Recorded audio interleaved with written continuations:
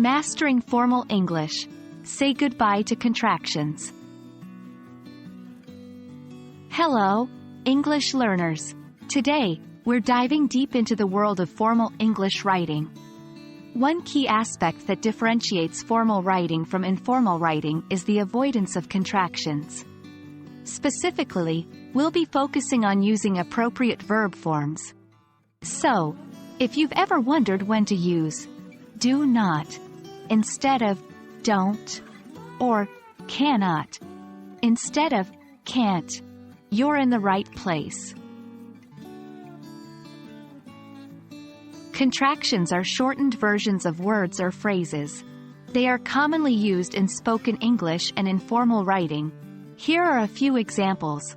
Don't, do not, isn't, is not, can't, cannot. However, in formal writing, these contractions are considered too casual. Instead, we use the full, uncontracted forms. Understanding and recognizing common contractions is the first step. We'll list some examples below. I'm, I am. He's, he is, he has. They've, they have.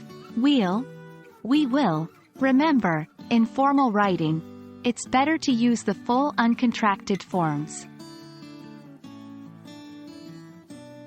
Now, how do we replace contractions in our writing? Here are some examples. Informal. She's studying for her exam.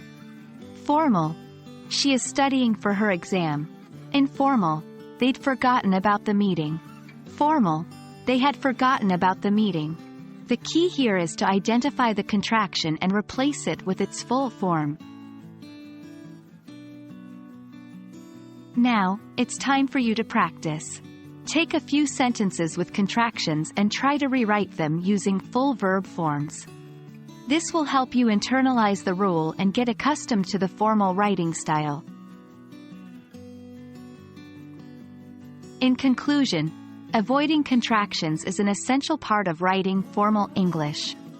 It might seem tricky at first, but with a little practice, you'll be able to master it. Remember to always replace contractions with their full verb forms. We hope this video has been helpful. Keep practicing, keep learning, and until next time, happy writing!